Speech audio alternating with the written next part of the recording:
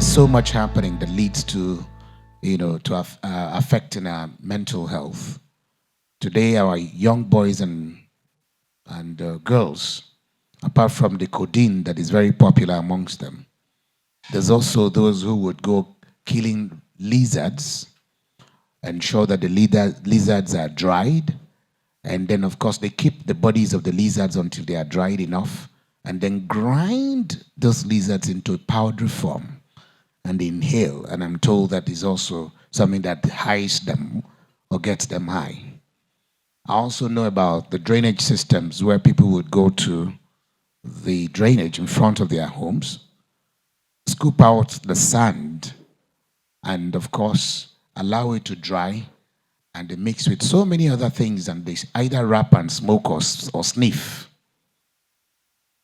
We also know that the pit latrine, as a pit toilet, is also because of the gas emission that comes from it. Some of them go in there with a funnel-like kind of substance, and they inhale directly from the pit latrine. You can imagine, they don't even think about the health hazards. And because they do not also know. Even if they do, they are not worried as long as they can get high on something. These are some of the things that we witness in our society. How we got here is what I don't know.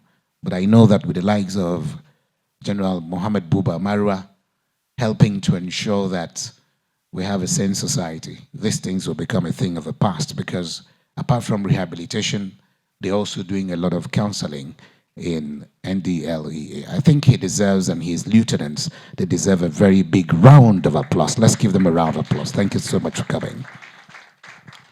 For our panelists, I'm told quite a good number of them are here already, and I think it is pertinent to welcome and recognize their presence.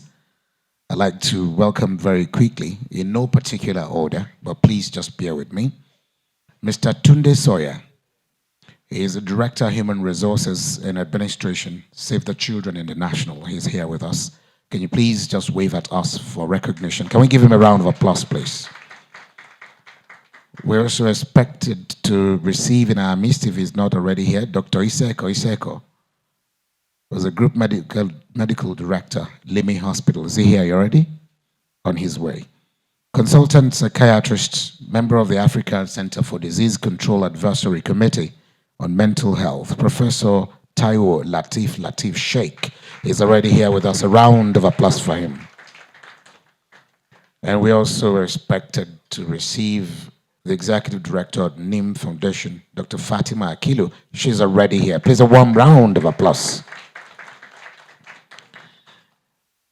Head of the Student Support and Counseling Unit, Bayes University, Mrs. Vivian Sembe Taka. She's already here. Please, a warm round of applause for her. We're expecting a few more. Country Director, Plan International is also being expected. Mr.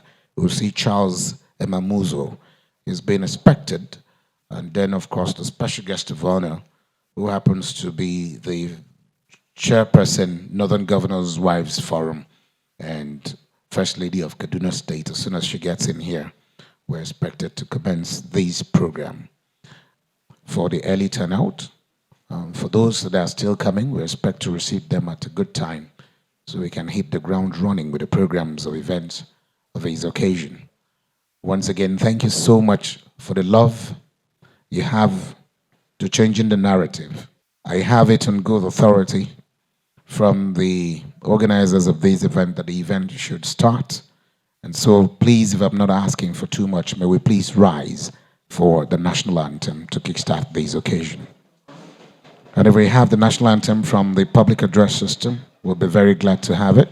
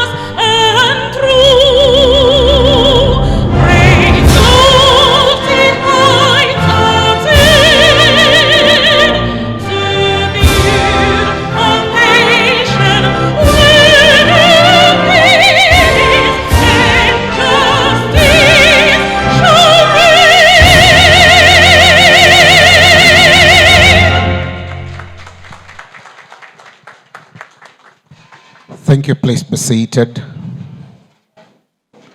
She is taking us through the national anthem, and the second stanza, which happens to be the national prayer, has also been rendered.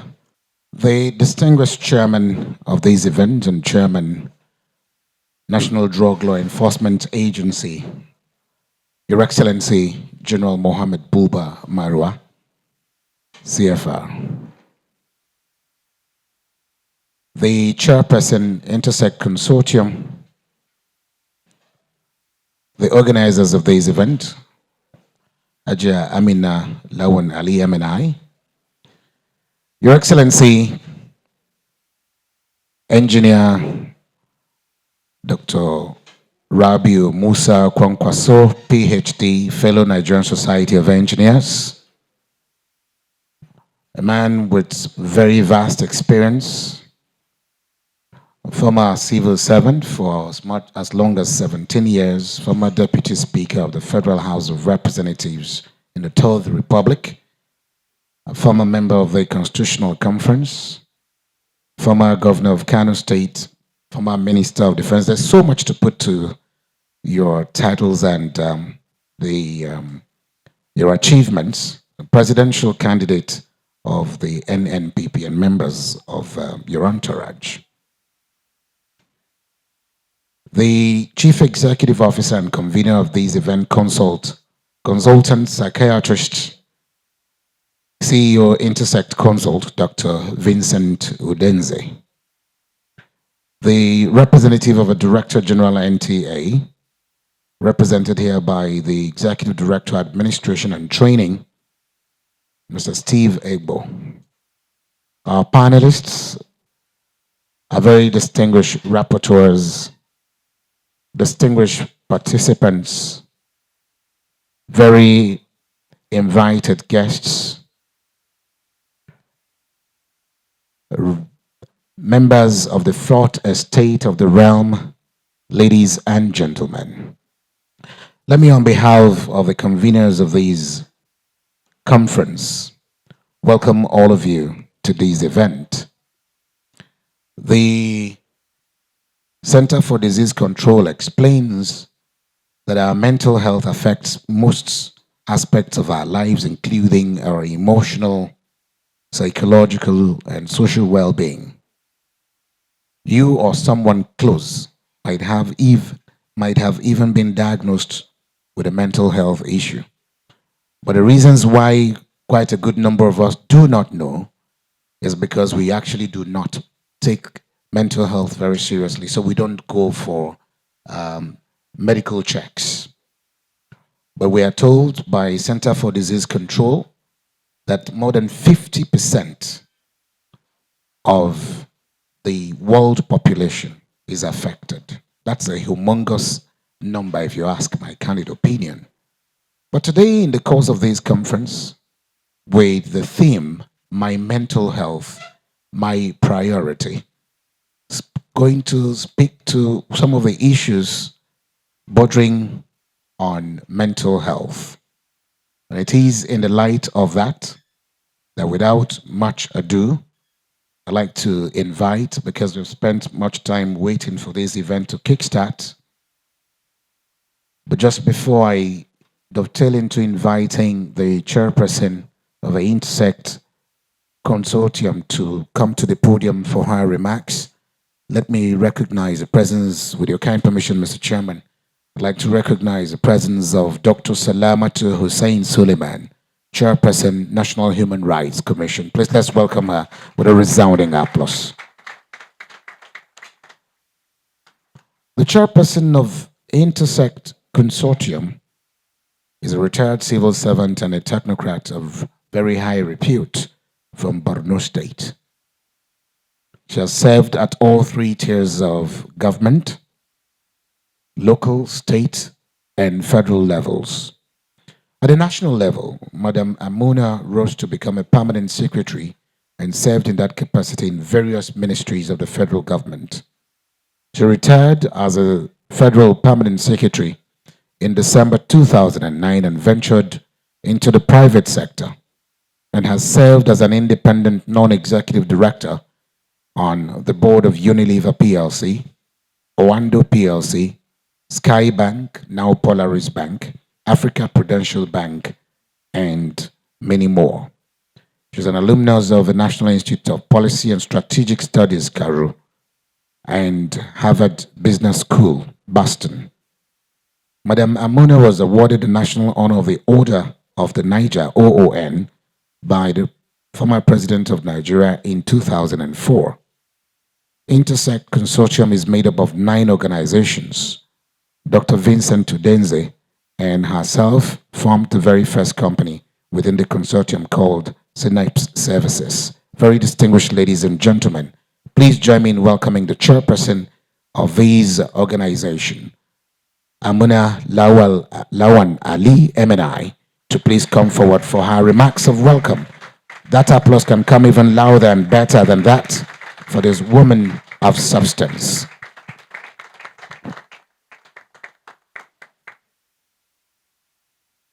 With such dignitaries in the room, it may be pretty difficult for me to get the protocol right.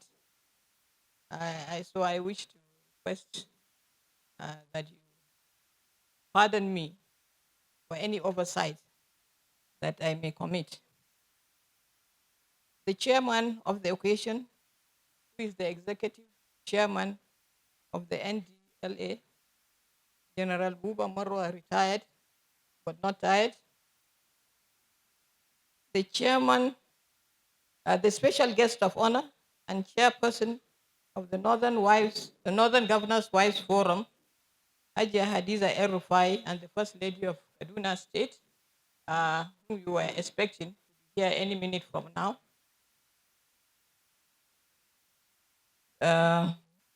His Excellency Engineer Dr. Rabiu Musa Konkoso, the presidential candidate of the new Nigeria People's Party, top government functionaries here present. I can see some of my retired colleagues in the room. Management executives, our very revered panelists,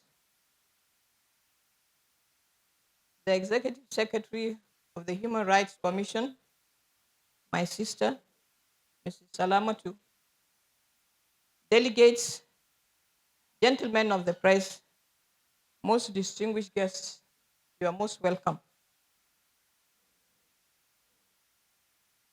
On behalf of the MD and Chief Executive of Intersect Consortium and the entire Intersect Consortium family, I welcome you to this great gathering of great and like minds, a gathering that aims to leave every attendee with an important take home.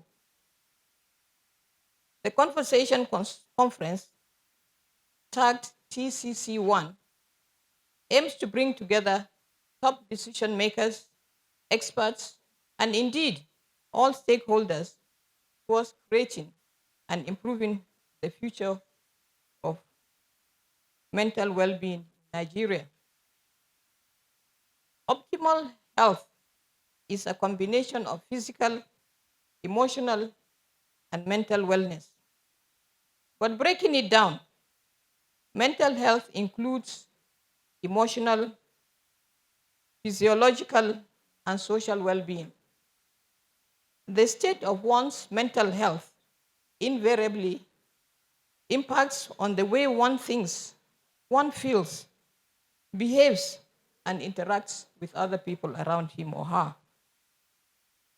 As you may be aware already, the focus of this year's conversation is based on mental health in the workplace. During this conference, we hope to demystify the assumptions associated with mental health in the workplace with regards to how colleagues and employers view and manage their individual mental health and that of others. Mr. Chairman, today it has become a global practice to have in-house counselors and coaches in many workplaces. because it is now realized that sound health improves teamwork, productivity, and positive contributions to organizational growth. In fact, recent studies have shown that productivity can be increased by up to 12% in the workplace with high level of mental well-being.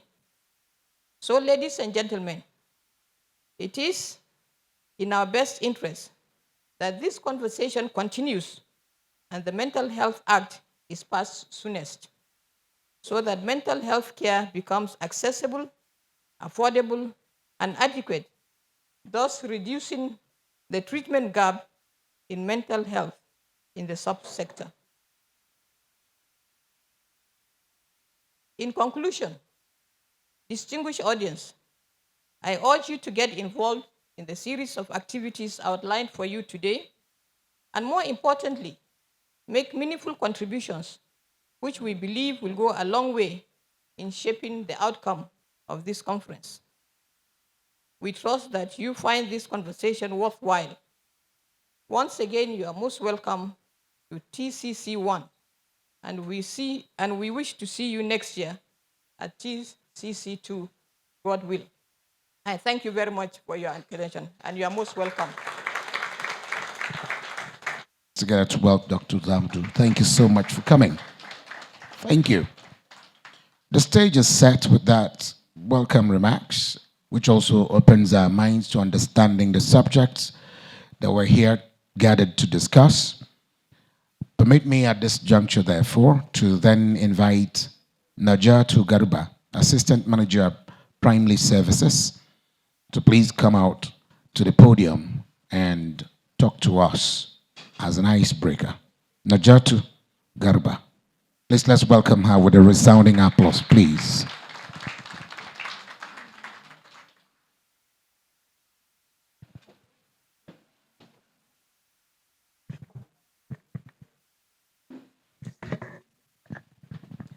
Good morning, everyone. All existing protocols will be observed. My name is Najat Garuba. I'm a clinical psychologist and a staff working with the Intersect Consortium. So today we're going to do an icebreaker. You know, usually whenever we're invited to social events, people come from different places, different backgrounds, different workplaces, and you really do not know the person seated right next to you. And sometimes, even if the event is quite interesting, you know, you may not really relax. There's usually social anxiety. So I'm here to help us break the ice. Are you ready? All right. So if you could help me, there's a paper just in front of you. Looks like this, titled Meet Your Seatmate. Please, let's all check it, please. It's for everyone. Have you all seen it? Meet your seatmate, okay.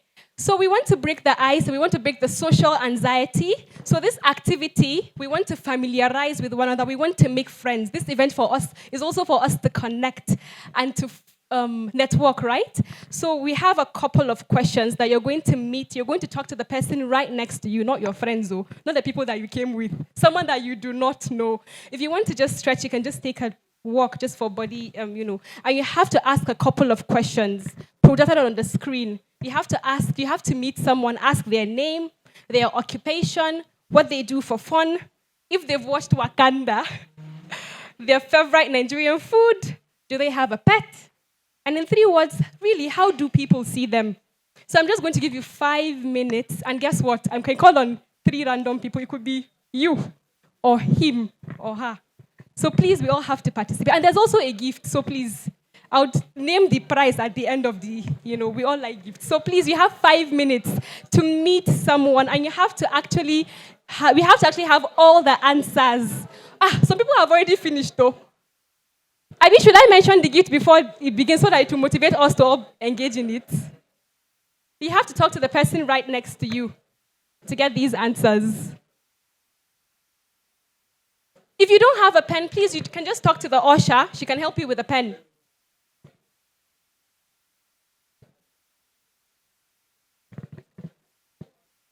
You have to talk to someone. You have to talk to someone beside you. 5 minutes. I can call on you, actually. And I'm going to call on people that have seen that they're not talking to anybody.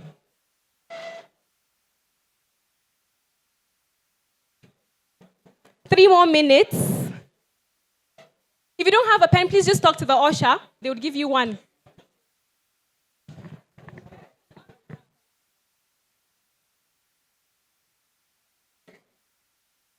Three minutes, 50 seconds. There's a gift though. I don't want to just mention now so that people will not come and say, hey, I wish I knew. Meet someone, make friends. 2 minutes more.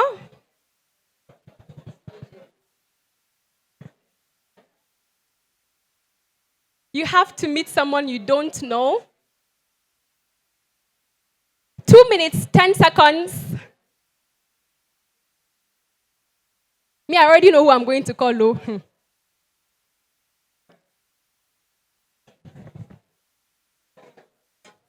1 minute, 59 seconds more.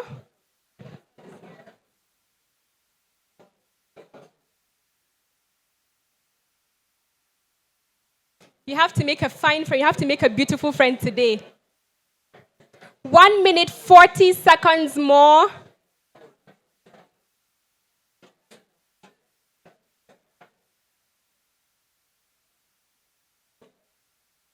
A minute and 10 seconds more.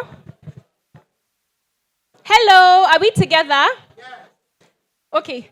So, before I call on 3 people, maybe I should tell you what the gift is. So people that did not do it will now feel, hey, yeah. So actually, are we together? Yes. So the gift for anyone who gets the whole thing right, who is able to make a friend here, is actually going to get an all-inclusive trip paid by our managing director, Dr. Vincent Udeze, to Hawaii or Mauritius or Dubai. Can we have a round of applause, please? Thank you very much. So I'm going to call on 3 random people, and they're going to introduce who they have met. Can I have the man, please, with the white traditional wear? Yes. Yes, plus, sir. Do you need the mic? Okay, please, you can take the mic to him. So he's going to tell us who he has met, and he's going to introduce his seatmate to us. He's the first person. Okay, who describes who? Him. He would, yes. Describe the man that he's seated next to. Yes. So, Elijah Ibrahim, you have to describe. No, that's not what I'm asked. I'm taking instructions from her, sir. So please do not give me contrary instructions at this point. If not, I'll be running into trouble.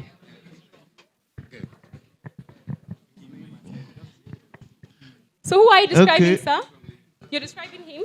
Okay. Ladies and gentlemen, the gentleman beside me here, we are just meeting for the first time. But what he has here is, the name is Jado. Jandu, okay. And he's a humanitarian. Okay. And, okay. He loves traveling. Okay. And he likes eating pando. That is panded yam. Okay. And he loves attending funerals. Love attending funerals. Interesting. He's a soccer. Wow. Wow. Thank you very much. Has he watched Wakanda? Have you ever watched Wakanda? Have you watched Wakanda? Okay, he has never watched Wakanda. Okay, yeah. Yes, let's move to the next person. Okay, one more person. I'm gender sensitive, don't worry, but I'll still pick a man next. Mr. Femi from NDLEA. Mr. Femi, where are you seated? Yes, Mr. Femi from NDLEA. Please, can you Femi, tell us? NDLEA, where are you? Yes. Hello, Femi, are you here? Yes. Okay, please, I'll walk back to Mr. Femi real quick. Sorry, Haja. You're talking about the person that you're seated next to. So you're not reading your answers, has. Okay. I'm ready. Yeah, so you're going to tell us who you have actually met. Yeah, I've actually met Cecil Egbele. Okay. who is a broadcast journalist. Okay. Works with NTA. Okay. And she loves traveling and watching movie. Okay. Has she watched Wakanda? Yes. Okay. And what's her favorite food? That is white rice and dry fish sauce. Oh. Then, does she have a pet? Nope. Okay. Then, how do I describe her? She's simple, engaging, and fun to be with. Oh, can we clap for her? One more female, so that the females will not come from my head. One more? One more female, yes. Female. Yes. All right. Pretty lady in purple. The pretty lady in purple. Purple? Purple, Yes. where is the purple? Purple, the third table. I hope I'm not colorblind. Where is the purple? Is she wearing purple? Yes. Oh, she's wearing black. Black Yes, with a she- purple. Yes, yes. that Okay, one. she is the one. Just you're talking behind about. you. Oh, behind me? Yes, behind Okay, you. that's you, madam. You met somebody, but there's a purple necktie now. Your accreditation holder is purple. Yes. So if you can stand up and tell us who you've just met. Good morning, everybody. The lady I just met and I'm sitting beside is her name is Damilola. She's a program manager. She likes to dance for fun. Okay, it's not you. Okay, the lady left actually. So she likes Wakanda, and her best Nigerian food is amala. Asked if she has a pet. She said no. He said she's described as bossy, smart, and energetic. Thank you very much. Bossy, Thank smart, you very much. and energetic. So, for all the people that have gotten the answers right, your gift awaits you at the end of the program. Meet our MD, entitled to all-inclusive trip to Hawaii or to Mauritius. Let's give them a round of applause, please. Thank you very much, everyone. Thank you. You might not know, but for psychiatrists, this little exercise we've done would have actually given them an impetus as to knowing who it is they are sitting with because of the experience they've garnered over the years. But for all of you that have participated in this exercise, I'd like you to please doff your hat for yourselves, give yourselves a big round of applause as we move on. The lady I sat with, Jika Ama Barua, is a mental health advocate. She loves to hike. Have you watched Wakanda? She says yes. And she loves plantain. That's a Nigerian food. Plantain, I think, is not a Nigerian meal. Or if you ask my candid opinion, do you have a pet? She says yes, but she's very vocal, sociable, and friendly. Anyway, ladies and gentlemen, we now know who we are. So please give yourselves another round of applause as we move on. Thank you so very much. Now, I'll share this with you very quickly. I was privileged to stumble on a research that was done by the University of Philadelphia, United States of America, in November 2014, that says that people who clap vigorously when it's important to clap live longer, healthier, youthful, wrinkles-free, ageless, visit doctors less, and in turn, no, seriously, you might want to go check it out. Clapping helps to rejuvenate the internal organs in a human body, keeping them really healthy and agile. Please let's imbibe the culture of clapping. Thank you so very much. I'd like to recognize the presence of Senator Joy Emodi, CON, former Senate Committee Chairman on Education. We'd like to appreciate you. Thank you for the reforms you brought to the education sector. Our moderator, when we really move into the panel of discussion, to moderate that for us is a lady who is really very charming, a newscaster, broadcaster, journalist with NTA, Cecil Egbele. Let's please welcome her. Just to recognize you at the point, I'm not calling you to take over the seat yet. Thank you. Moving on very quickly, we also have someone who's done some spoken words. But just before I do that, a goldfish, they say, has no hiding place.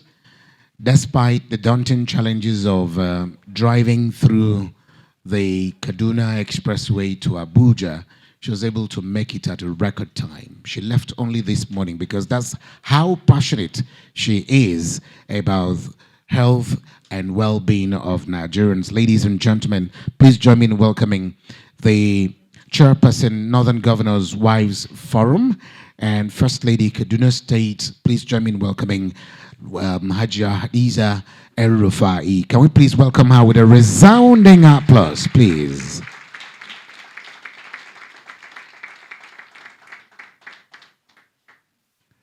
Someone told me, Your Excellency, our chairman, that he sat alone and so did not have anyone to perhaps fill these forms with. And so he decided that I should please read his own out because he might be the winner of that star prize that is waiting. His name is Dr. Ibrahim Daudu. He's a retired public servant. What do you do for fun? Playing with grandchildren. As he watched Wakanda, he said no. And what is his favorite Nigerian dish? Is rice and stew. Do you have any pet? He also says no.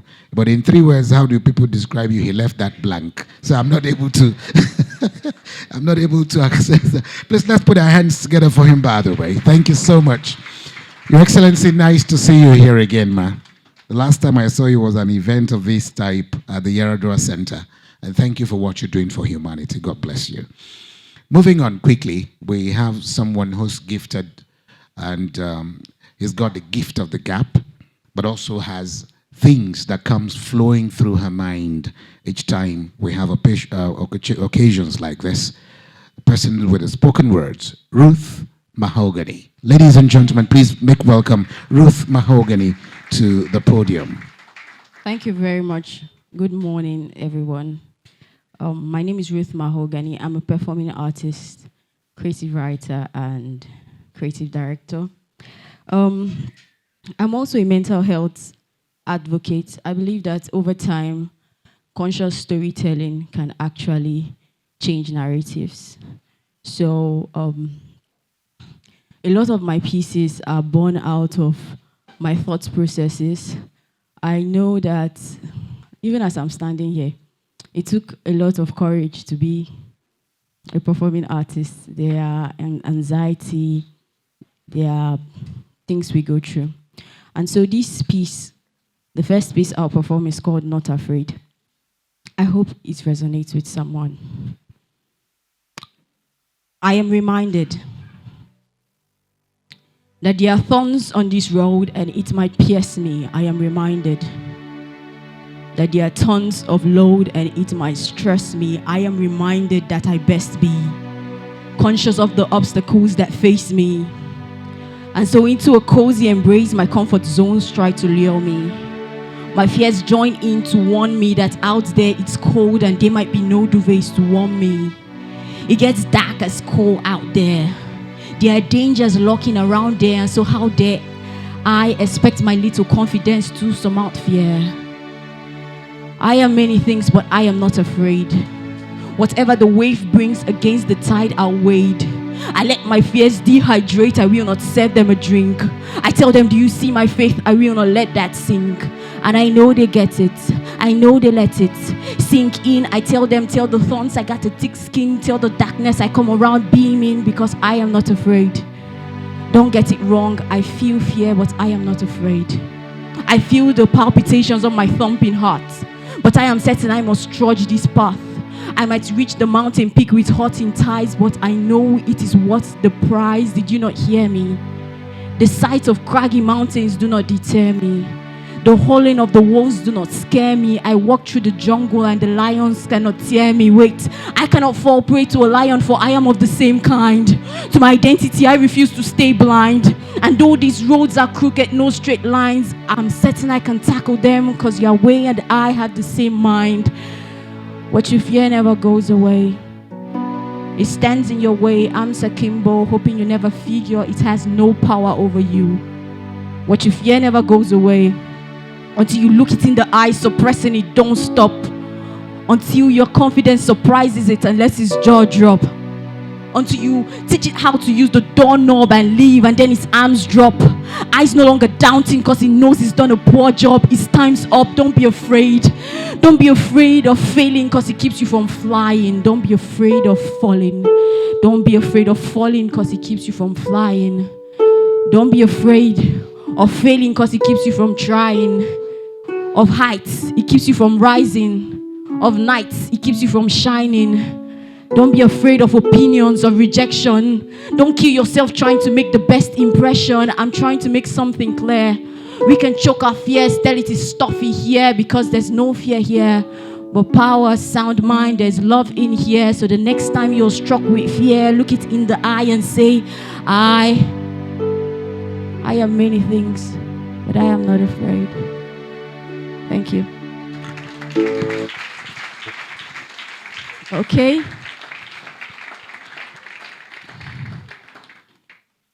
I want to do a short piece called Mind Over Matter.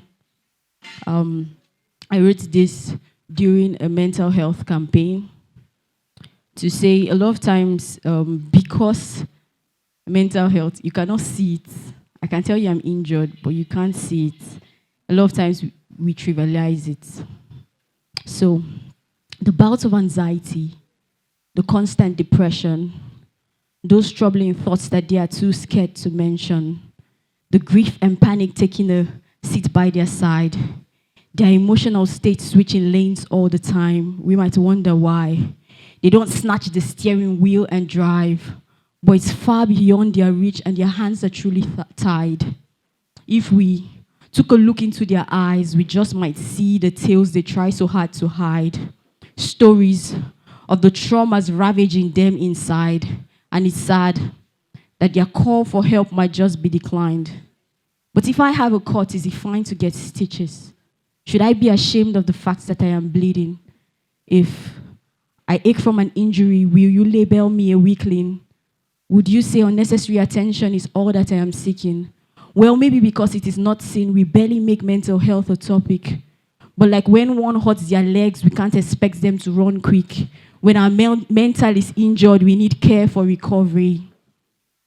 And it's fine to seek help. It really eases the burden. Mind over matter.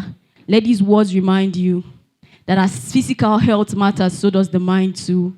It's only right to give careful attention for whether in mind or in body, good health is a treasure. Thank you.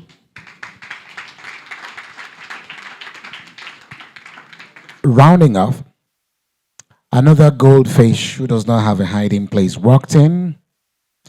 A man who saw to the peace that has returned to not only Borno State but Northeast, elsewhere as the governor of Borno State for 8 good years, a serving senator, but now today, to the glory of God, the vice presidential candidate of the All Progressives Congress. Please join me in welcoming His Excellency Senator Kashim Shettima with a resounding applause.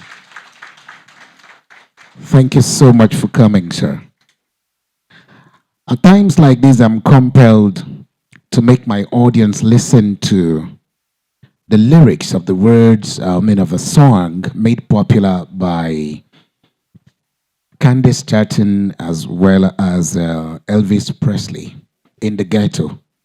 Time will not permit me to play that now because of the exigencies of a time, but I will just let you, please, when you go back, sit down and listen to the lyrics. Listen to the song, go through the lyrics, and you see that is synonymous with what we're doing here today. That is what happens when people are neglected, when you think nothing good comes out of anyone who perhaps has daunting challenges in academics or anything. Some parents will tell you nothing good can come from you. But then if they keep repeating those words to that child, before you know it, his mental health becomes a problem and he's at risk.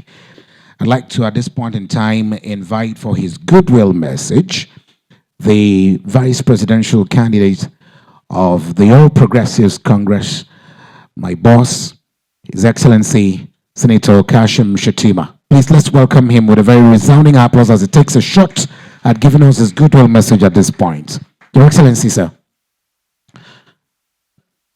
When I came into this venue, I couldn't recognize retired Brigadier General Mohamed Buba Marwa,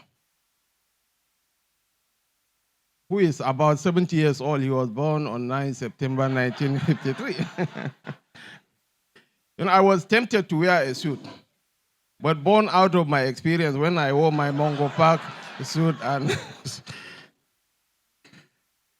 so the chairman of the occasion, the elder statesman, Brigadier General Buba Marwa, the chairman, the executive chairman of NDLEA, the special guest of honor, the chairperson of the Northern Governors' Wives Forum, Mrs. Hadiza Erupai, our other elder statesman, whom I hold in the highest esteem. Forget about political differences.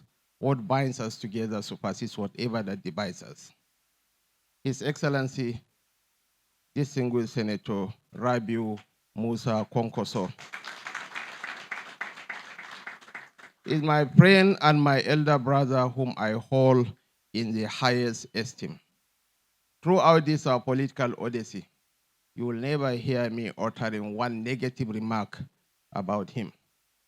He's a gentleman and he's a very good, competent leader. Second only to Ashwaju Bola Ahmed Tinubu. Our chief host, the MD of Intersect Consortium, Dr. Vincent Udenze, the chairperson of Intersect Consortium, my mother, Ajia Amuna Ibrahim Ali, all invited guests, gentlemen of the press, ladies and gentlemen. Just a few years ago, the issue of mental health was a no-go area. Was highly stigmatized, was not an issue that is open for discussion. I want to commend the organizers of this conference for having the boldness, the courage to bring this issue to the forefront. I had had a brain stint during my stewardship as the governor of Borno.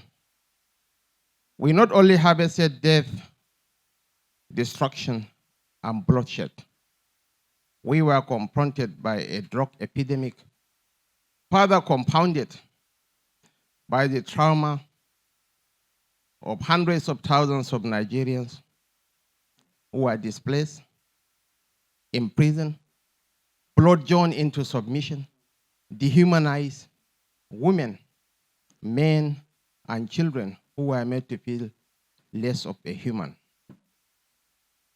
It is not yet over. In partnership with NGOs, we made very genuine efforts towards addressing the mental health issues of Nigerians. And with current challenges facing us, with issues of kidnapping for ransom, with issues of rural banditry, relationship issues, workplace challenges, Nigerians are equally confronted with mental health issues. I am aware of the agitation. Recently, some psychiatrists even walked through the streets of Abuja over the issue of the mental health policy. I want to assure you that once we get into office, we will strive to put in place a multifaceted program that will take into cognizance the legal and policy framework to address mental health issues in this country.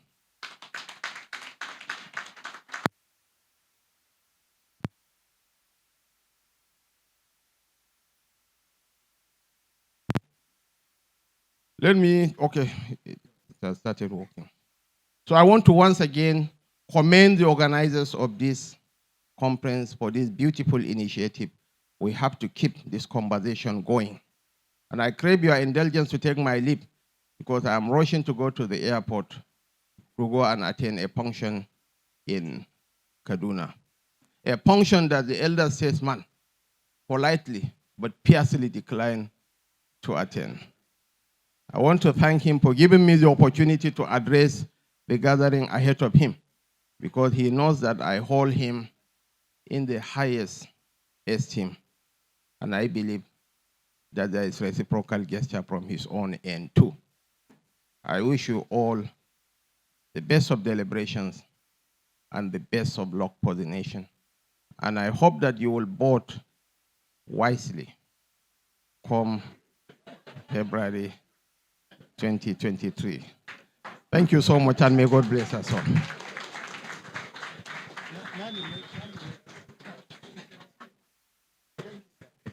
Please let's applaud him one more time. Thank you so much. Thank you so very much. We appreciate you. Thank you. We appreciate. He also came in. He didn't come alone. He came with a serving senator, distinguished senator Ladi Sankara. He's the chairman, Senate Committee on Information and Culture. I'd like us to please applaud him as both of them are leaving us about now. He hails from Jigawa State, by the way. Thank you so much. Thank you.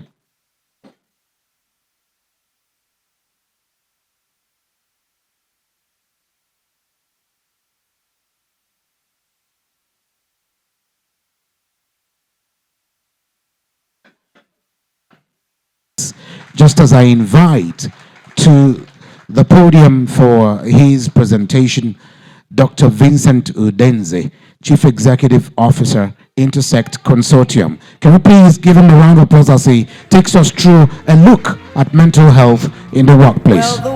We can do better with that round of applause for Dr. Udenze. And a hungry little boy with the runny nose plays in the street as the cold wind blows in the ghetto.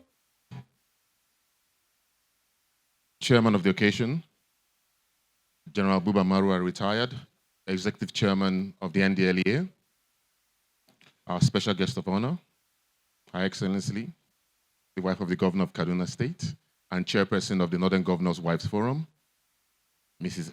Adiza El-Rufai, other distinguished persons here present. Please permit me to stand on the existing protocol. I was asked to give a speech today, and I considered it a very difficult task. Why? We're going to have a panel discussion on mental health in the workplace. And most of what I would like to talk about will probably be the questions that they'll be asked. So if I should give a presentation on that subject matter, then what are they going to do? It will almost be like a repetition. So I decided that I needed to look at what actually happens in the workplace and use drama to take you into what happens in the workplace. Okay? I'm going to invite a gentleman who is a very, very senior person. He's a big boss in an office. So I will welcome Mr. Emmanuel, a very, very established boss. So Mr. Emmanuel, please, can you come and take a seat in your office?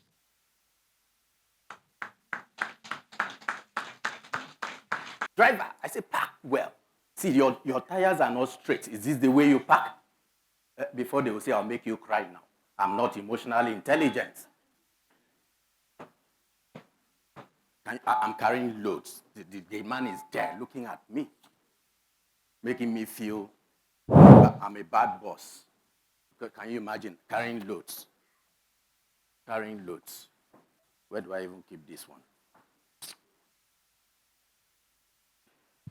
Hello, how are you? Yeah, I'm in the office. Yes, I am here in the office. How are you? See, I'm greeting people. They are not responding. They are not responding. They will now say, I am not emotionally intelligent. So the organization, they have recently employed a new staff, and the staff is about to meet her boss. Did they even clean this office today? Or is somebody using this office in my absence?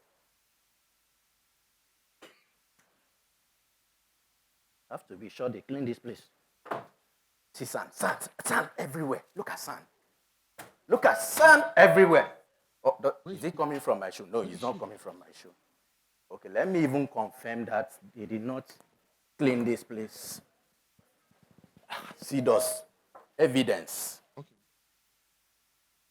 The cleaner, this will be the third time I'm going to query this cleaner for this week.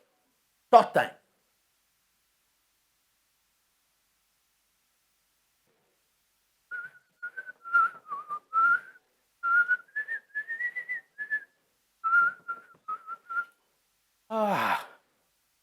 Today is a good day. I was trying to compose a song, but I'm not a good singer. Let me even focus on what I know how to do best. Who is there? Please come in. Hello.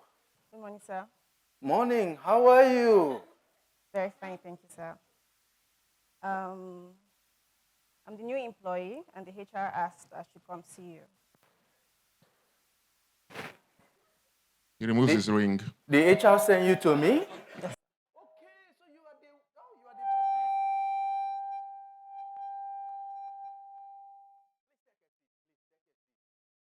HR has informed me that you are coming, but it didn't say you look like this. Please take a seat. Thank you, sir. So what's the name? My name is Sarah. Sarah, he mentioned it. So can I have your appointment letter? Let me sign. And did he tell you are going to work directly under me? Yes, sir. He said He did so. mention that. Yes, sir. Okay.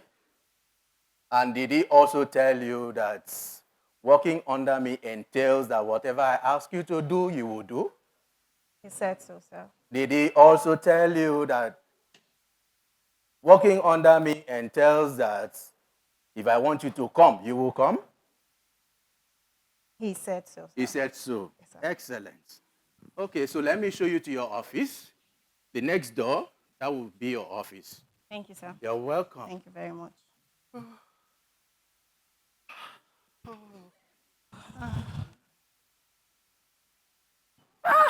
HR. It is now I know.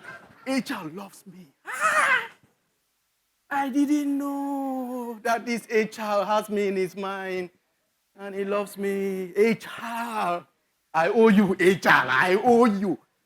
So she'll be working under me. Yes. So whenever I want her to come, she will come. Whenever I want her to do, she will do. Thank you, HR. At the moment, the boss is excited by a new staff. Inappropriately, obviously. So, Sarah! Sir, you signed for me. Yes, please, I sent for you. Yes, please take a seat. Thank you. I need water. I need water. I'm thirsty. I've been talking all day. I need water. Sarah, get me Let water. me get you water, sir. Yes, please.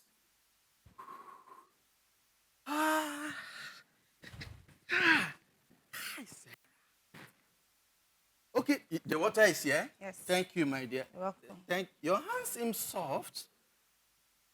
Thank you, Sarah. Yes, sir. Thank you. This does not happen in every office, but you'll be amazed what people go through.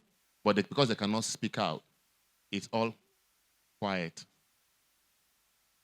The topic is not about sexual harassment. It's about subsequently her mental health. Okay, so Sarah, are you married? Sorry? Not yet, sir. Not yet married? You have a boyfriend? Yes, I do. You do have a boyfriend. Yes, How sir. many do you have? So that's not really necessary at this point. Okay, it's not necessary. Yes, it's not necessary. But just tell me you have one. I will tell you I can be an assistant. If you work in I an don't organization, how many of you recognize that this happens to some of your staff, but then you're blinded to it? I don't mind to be an assistant. Do you have any? You said yes. How many? You should be able to tell me. But, sir, I don't think that's important at this time. Oh, I think it is important. Can't you see we are wearing the same kind of color? Sorry, Or sir. are you not emotionally intelligent? Sir, you're my boss, please. Oh, I'm your boss? Sir, I'm so sorry. So he can see his demeanor starts to change because she's not responding to him. Sarah, you can go to your office. I'll call you back, yeah? Okay, sir. Thank you. Is there anything you need me to do for you? No. Thank you. All right, thank you, sir. Sarah! Sarah! Now he's more irritable. He's not even he's not interested in her physical looks anymore. Sarah? Yes, Yes, sir. I have some documents that I need you to bring back in the next 15 minutes. Work on these documents. Be counting. Yes. 1, 2. That's 2. Yes, sir.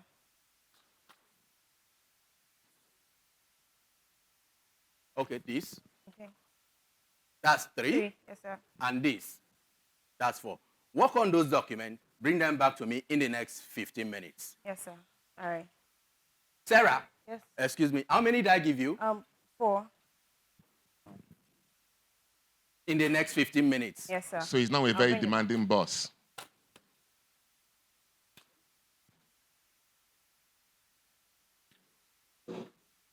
Sarah! Sarah! What's keeping you? This is 15 minutes. I need those documents. Sorry. Here I am, sir. The document you asked. Thank you.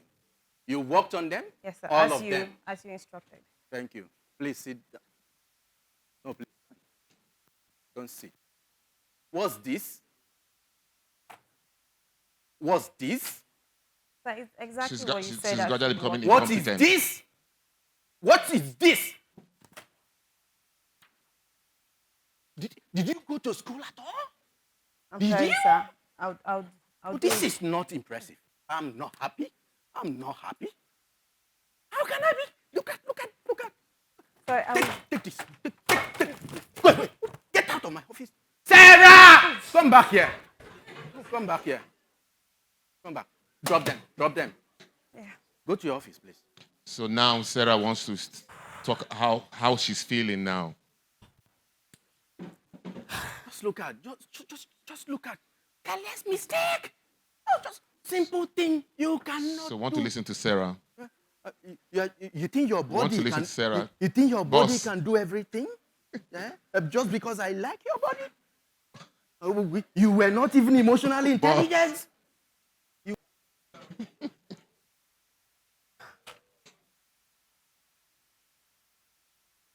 Oh my God. Hello, Sarah.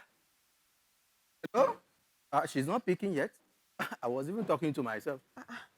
Why is he calling me at this odd hour? Can she pick up this call? Hello, Before sir. I get. Sarah, how are you?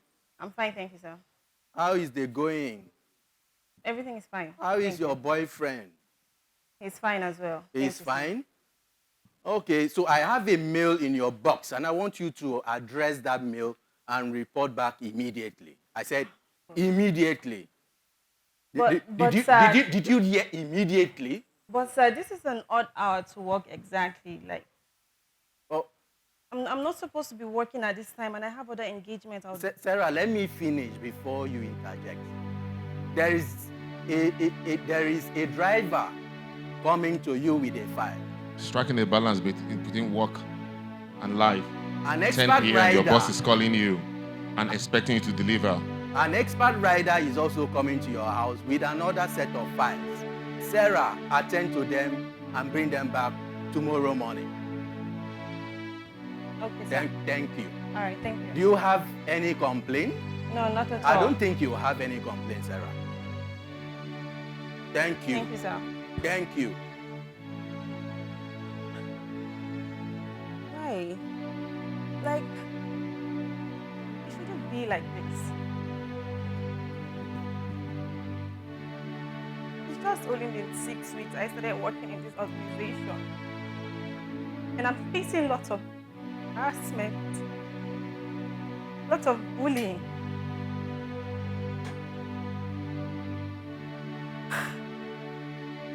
I feel worthless.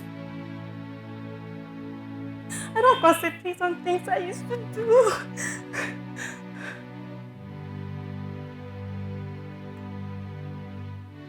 Nothing seems interesting again. I feel irritated up. about everyone around me. I feel sad almost all the day. This isn't how it's supposed to be. I cry day and night.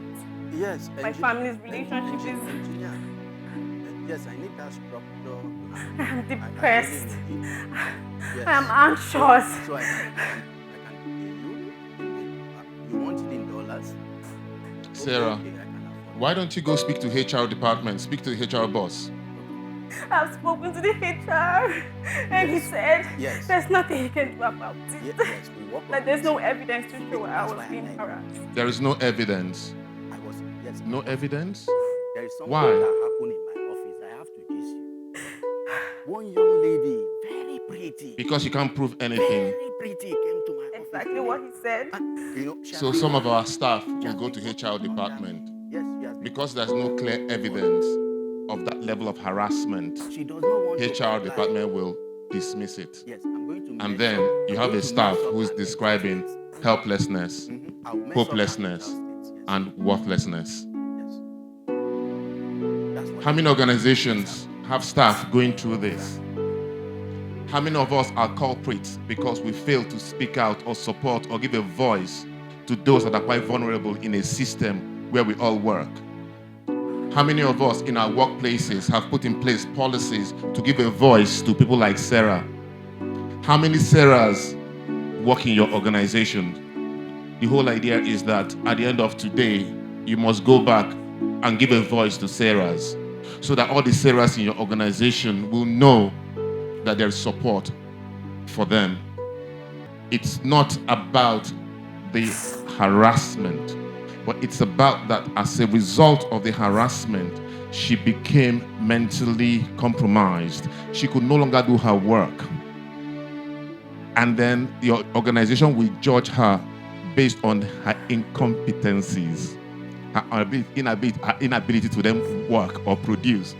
And she can end up losing her job because she's no longer able to keep to her tasks. So thank you so much, everyone. Thank you.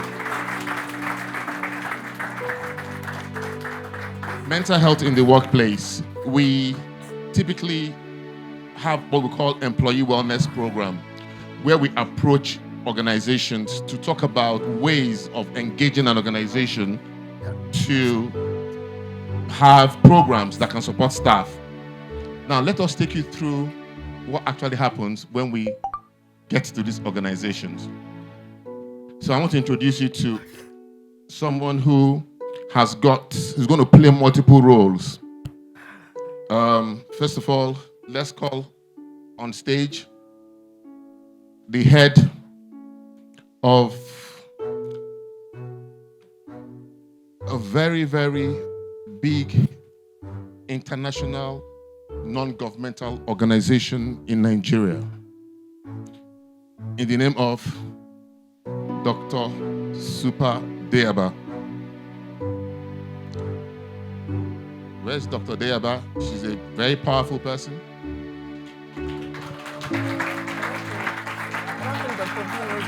While she's making her way here, Dr. Daisy. She heads the biggest NGO in the whole of Africa. She controls a budget of $1 billion.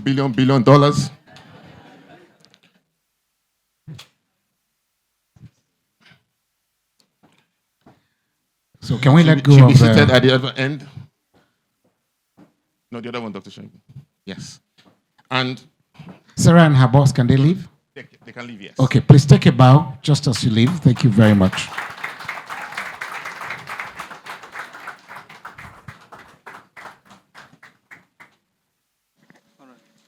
So because I'm aware that there are so many Sarahs in offices, and it does not change the fact that there could be Sarahs in this INGO. So I need to go talk to this super person about wellness. So hello, madam. Good morning. So we've met a few times, and thank you for giving me an appointment to come and see you. Yes. Okay, I really want to talk to person, eh? your chair. You're the mental health person. Yes, I'm the mental health person. Yes, that's correct, ma'am.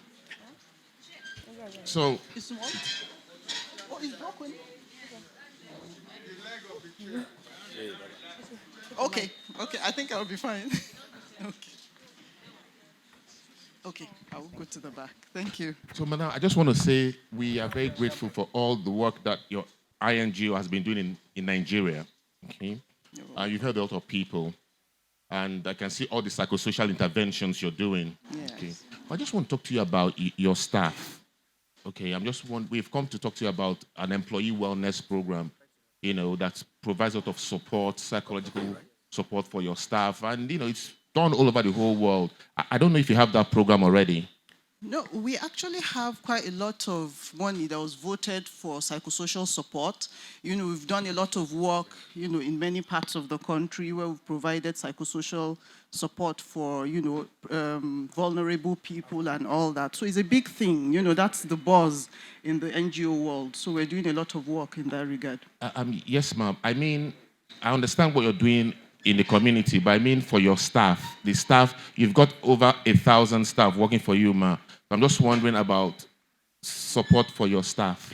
Oh, yes. We know that they come across, a lot of things. So whenever we have issues like that, we refer them.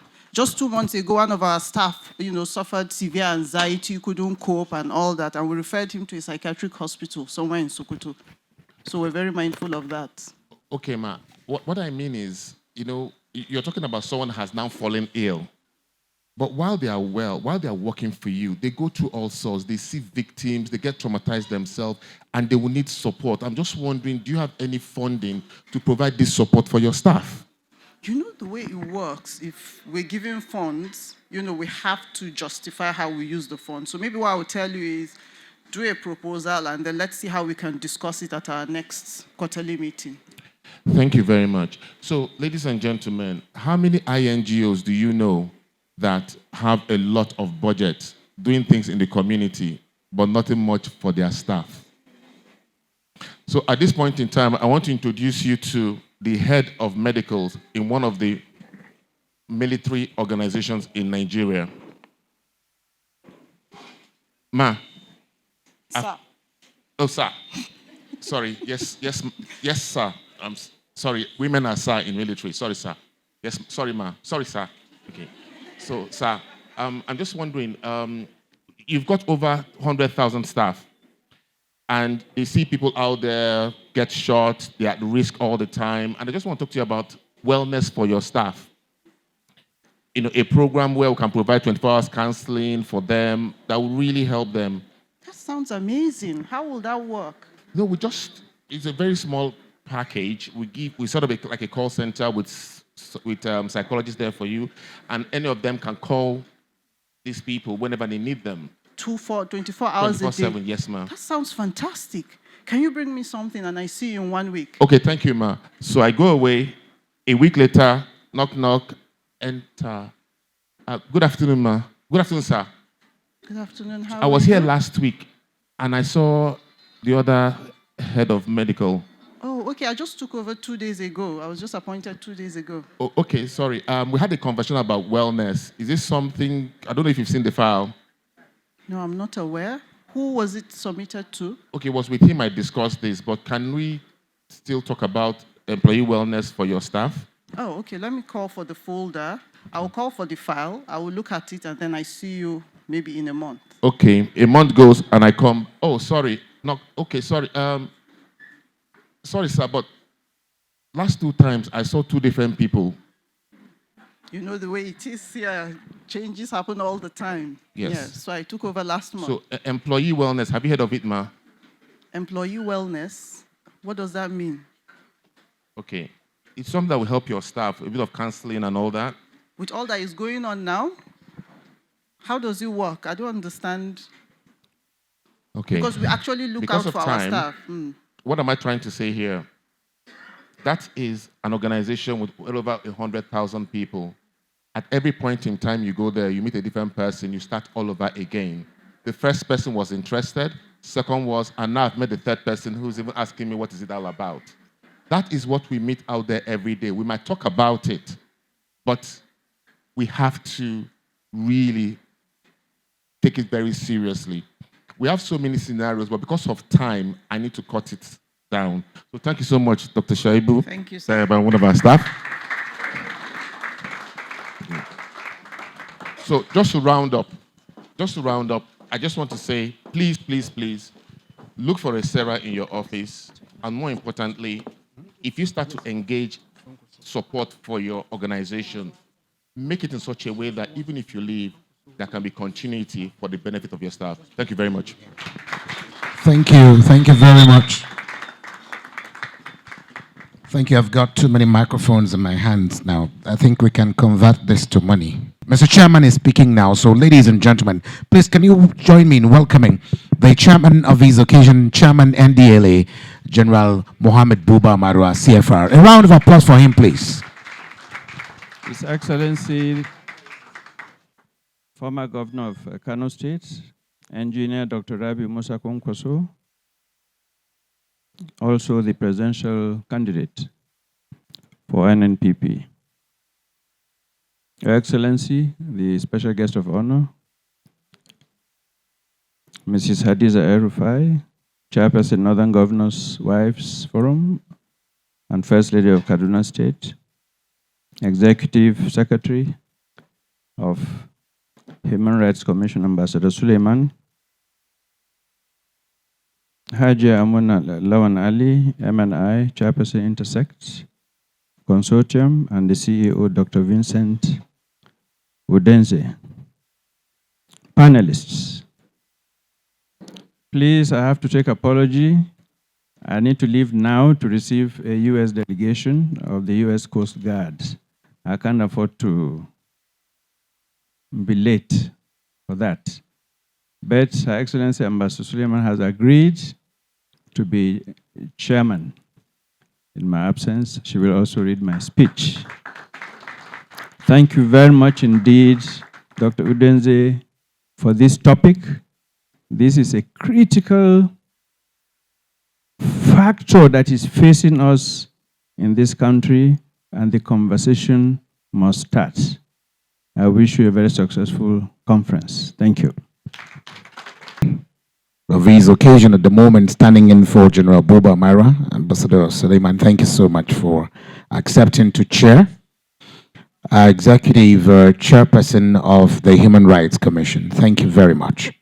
Moving on very quickly, House of Representatives, former Minister of Defense, join me in welcoming the presidential candidate of the New Nigeria People's Party, Engineer Rabi Musa Kwankwaso, PhD. Your Excellency, sir. Thank you very much. The chairman of the occasion, Your Excellencies, distinguished ladies and gentlemen, please permit me to stand on the existing protocol. I wish to begin by welcoming you to this important occasion where we have gathered to discuss and analyze issues that border on the mental health of our people. A menace that is unfortunately affecting the most productive part of our population, the youth. Any nation that wants to attain development must ensure that its youth are guided on the right direction. In the youth lies the strengths and future prospect of every society, economically, politically, and socially. The power of the youth is a recognized force all over the world, and this power could be utilized as a constructive or destructive force by any nation. Therefore, we cannot afford to loosely handle the cornerstone of building and strengthening our future as a nation. We were living witnesses to the erosion of family values and rise of social miscreants who have turned our communities into theater of crimes ranging from unhindered sale and consumption of illicit drugs and substances, thuggery, prostitution, begging, stealing, and other social vices. To nip these social vices in the bud, as government of Kano State for 8 years, we paid serious attention and proactive, of course, attention to the family, with women at the core of the family. We began by addressing issues that emanate from broken homes that cause the gradual erosion of family values, that include the rise of social miscreants, domestic violence, family dysfunction, and the scourge of drug addiction. The family, being the first agent of socialization, received our administration's utmost attention by introducing the mass wedding program for over 2,500 couples, as well as other different programs aimed at empowering the women and repositioning them to play a critical role of nurturing the family, training, and raising up of disciplined and responsible youth. For our youth who are vulnerable to vices as a result of broken homes like school dropout, or those that are unable to continue with their education due to one reason or the other, and those that have gone astray, engaging in drugs and other social vices, we introduced 26 capacity institutes and skill acquisition institutes in different aspects of human endeavors. These institutes include reformatory, entrepreneurship, farm mechanization, driving, corporate security, horticulture, informatics, irrigation, sports, film, nursing and midwifery, Western and Quranic education, hospitality and tourism, poultry, livestock, and of course Northwest University, in addition to the University of Science and Technology Wudil, which we established in 2001 during our first term. Furthermore, we thought that the age-long traditional education system of the Almajiri, which is characterized with street begging, has been long overdue for reforms. We made the bold policy of integrating Islamia and Quranic schools into the formal system and worked with donor partners to enhance the capacity of teachers in such schools to achieve quality education. In this regard, we banned street begging in line with our desire to offer these children a decent means of livelihood by giving them the opportunity to acquire both Islamic and Western education, as well as obtaining skills and trade that they could use to earn means of livelihood in the future. Along this line, we designed a program that characterized beggars into those that can go back to school to be put back in school, while those that could not go back to school were enrolled into any of our empowerment programs, and those that are unable to do either of the two were placed on a monthly social welfare package.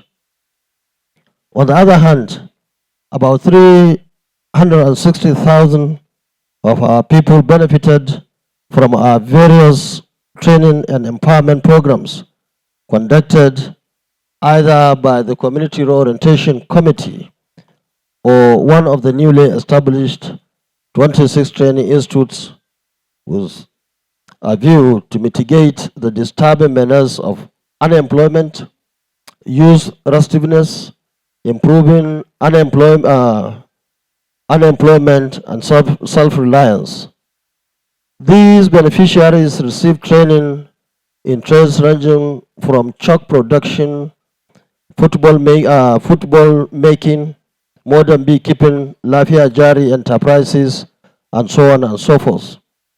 Distinguished ladies and gentlemen, recent discovery of chained young men and women with mental health issues being tortured and humanized in local rehabilitation centers were indeed worrisome for any patriotic Nigerian.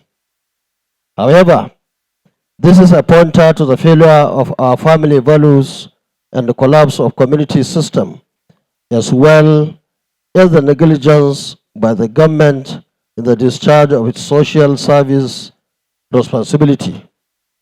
The truth is whenever government fails to provide alternative solutions to societal issues or fails in its duty to supervise and regulate activities within its jurisdiction, people take advantage of such situations. In 2011, Kano was adjudged to be a safe haven for drug barons and drug addicts. But by 2015, when we left, we had reversed the negative trend and were leading in the fight against illegal and illicit drugs consumption and sale of fake drugs. Our administration destroyed drugs worth about 4 billion naira. During the same period, we realized the critical importance of the local rehabilitation centers in the fight against the menace of drug abuse. That was why we got involved in the activities of the local rehabilitation centers by frequent inspection of their facilities and where necessary support them to make sure that dehumanizing conditions and abuse were done away with. We built classrooms, offices, toilet facilities, and hostels in some local rehabilitation centers. It is gratifying that all these facilities are today being managed by the Concorsia Development Foundation as a symbol of our modest contribution to humanity towards the promoting of mental health and the development of the youth. Finally, while appealing to corporate bodies, NGOs, CSOs, community-based organizations, and wealthy individuals to take up the challenge of joining forces with the NDLE under the able leadership of General Buba Marwa, let me also take this opportunity to commend him for his doggedness, sterling leadership, direction, which you have brought to bear on the NDLE.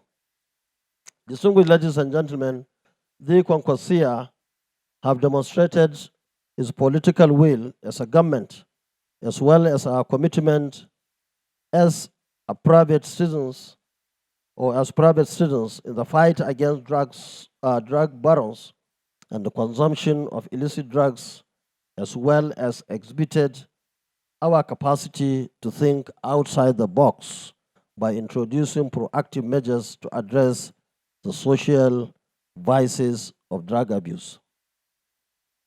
Therefore, let me conclude by saying that come 2023, the new Nigeria People's Party is given the mandate, if given the mandate, will push the fight against illicit drugs and other social vices associated with broken families with renewed vigor by modifying and replicating some of our interventions in Kano at the national level, taking into consideration traditional and cultural peculiarities of our people. May the Almighty God continue to guide and support us now and always. Thank you for listening, and God bless us all. Thank you.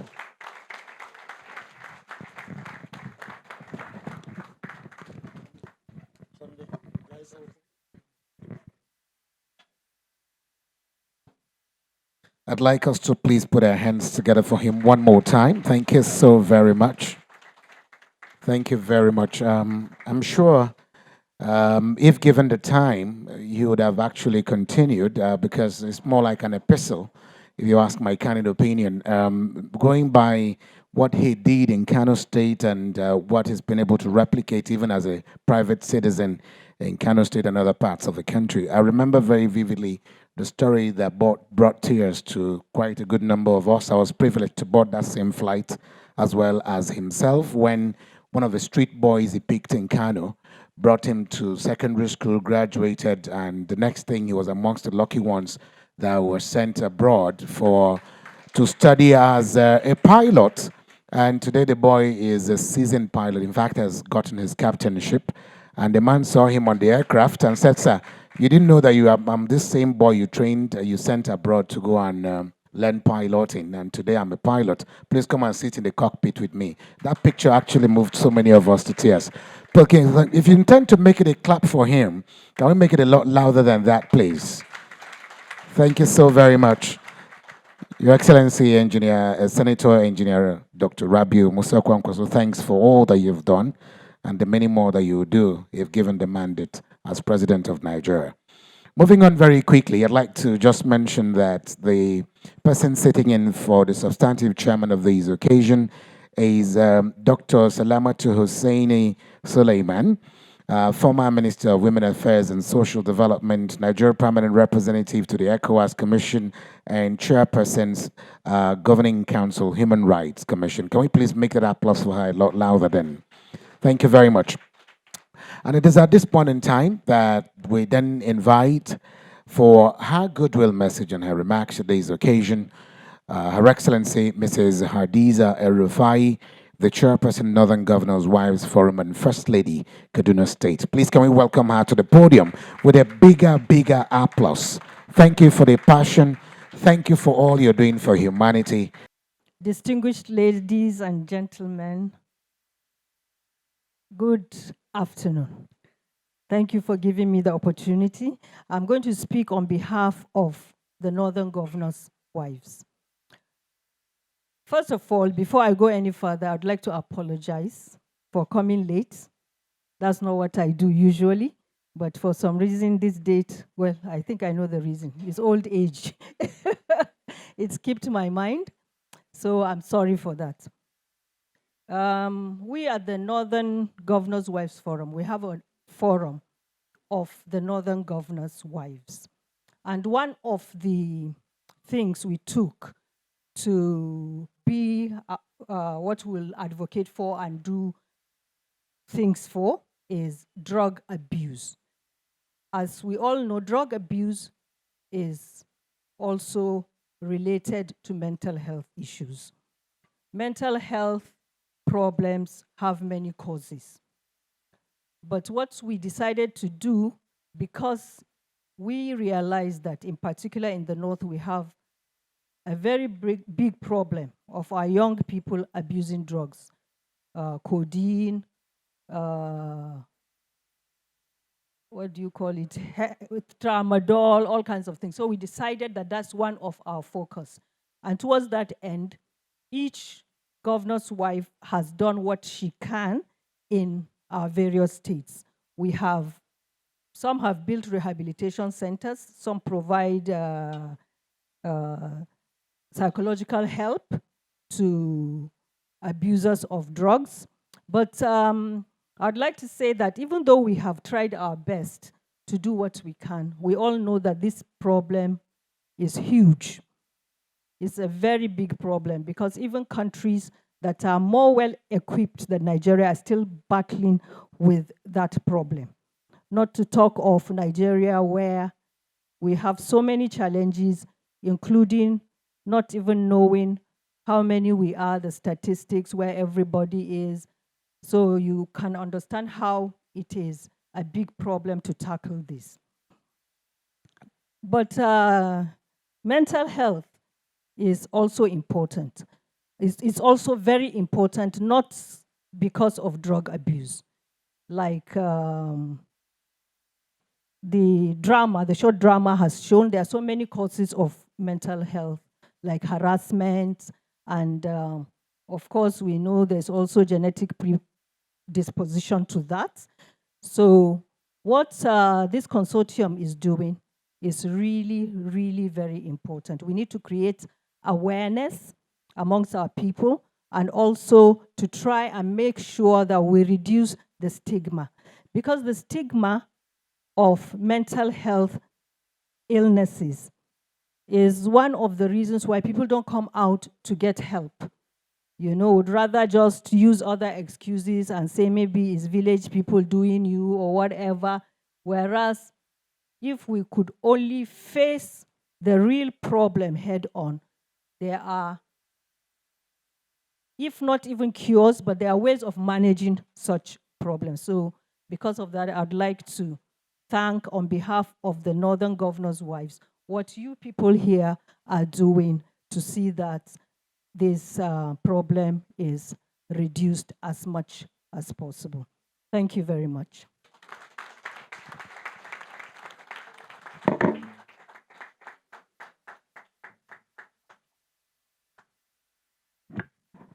Don't you think she deserves yet another round of applause and even bigger? Thank you very much. Thank you very, very much. We appreciate you, ma'am. Thank you. If you look at our flow, you'd see that the next will be the remarks by the chairman, who's meant to be giving us the keynote address. And before he left, he's also told us that he's got someone standing in for him, the chairperson, Governing Council, Human Rights Commission of Nigeria. His Excellency Brigadier General Mohammed Buba Marwa, retired, CONOFR, and the Chief Executive of the NDLEA. It says, I'm very delighted to be attending this conference on mental health. This is one subject area that should be on the front banner of social discussions in this country. Let me therefore appreciate the effort by Intersect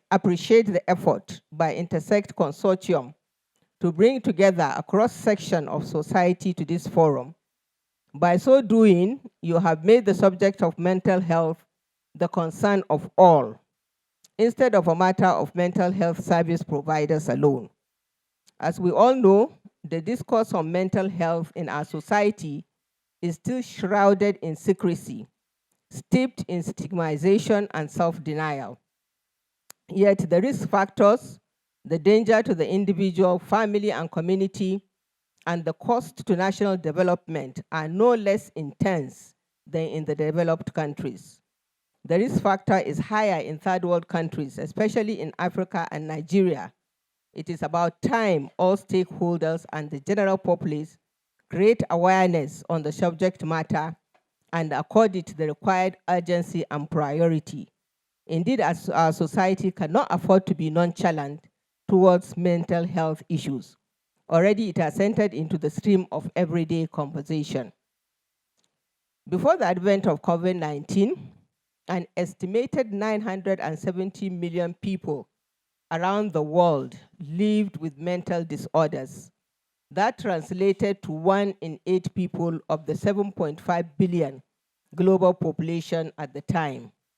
Then COVID-19 happened to the world and raised the stakes with a 25% increase in conditions of depression and anxiety. All around us today are aggravating conditions or factors of mental health degeneration, from economic repression to wars, from political oppression to social discrimination, and from widespread insecurity to a self-destructive drug addiction lifestyle. It was therefore no wonder that halfway into 2022, the world already had about 1 billion people living with mental health problems, according to the World Health Organization. What is most disheartening, however, is that 1 of 7 sufferers is a young person. The 2022 World Mental Health Day's theme of making mental health and well-being for all a global priority is well conceived and timely and catalytic. There is a need for genuine thought-provoking conversations that will create the social change needed to put the mental health subject matter in proper perspective and catalyze mass awareness, behavioral change, institutional action, and national priority. While we try to figure out the more complex aspect of the problem, the onus is also on us to mitigate some aspects of the conundrum, such as drug use disorder. Drug use disorder, we know, is a disease of the brain caused by the abuse and dependence on such substances as cannabis, cocaine, heroin, alcohol, other psychoactive substances, and psychotropic drugs that affect the central nervous system. NDLEA, since January 2021, has tried revolutionary evidence-based approaches to tackling the consequences of drug abuse in the country. This has resulted in a paradigm shift in our institutional perception of a drug use disorder, which we now consider a public health issue instead of a criminal issue. And subsequently, treatment of users is now accorded priority, as emphasized in the National Drug Control Master Plan 2021 to 2025. This new thinking is bolstered in our drug demand reduction activities, as epitomized by the establishment of the 24/7 Drug Abuse Call Center, with a toll-free helpline of, if you want to take it down, 0800-102-03040, to offer psychosocial support to those who need help across the country. At the same time, we have also ramped up activities in NDLEA's 26 treatment facilities across the country. In the past 20 months, over 12,000 drug users have benefited from brief interventions, counseling, treatment, rehabilitation, and others in NDLEA facilities. We are also tackling other pertinent issues in treatment. For example, statistics have shown that drug use disorder sufferers are disproportionately female due to stigmatization and other social constraints. Earlier in June, when the opportunity came to have members of the Nigeria Governors' Wives Forum in drug use prevention, treatment, and care training, NDLEA and the state first ladies were able to reach landmark resolutions, one of which was the need for primary health care centers to extend counseling and treatment to those with drug use disorder, as well as the necessity of having treatment centers exclusively for female patients. In the Western world, huge resources, monetary, scholarly, and medically, are committed to the mental health cause. Unfortunately, in the less developed world that is grappling with poverty, insecurity, food scarcity, and corruption, the recognition given to this problem is infinitesimal. Ladies and gentlemen, the onus is on everyone here today, working as a collective team to find the leverage that can help make an impact and bring about the desired change in our society's posture towards mental health questions. This conference has allowed us to ask game-changing questions. How do we get the government and the private sector to commit more resources to mental health issues? How might we propel mental health to public awareness? How can we catalyze the development of an institutional capacity to handle mental health problems in our society? What do we need to change in our society space besides stigmatization to pave way for the seamless treatment of mental health patients? How can we protect our youths from self-harm that leaves them vulnerable to mental health problems? How can we help those with the mental health problem without aggravating their problems? Ladies and gentlemen, with these questions that we need to ponder on, I want to thank you and welcome you to this momentous occasion. I believe posterity will be kind to everyone playing a part in this conference. Thank you very much for your attention.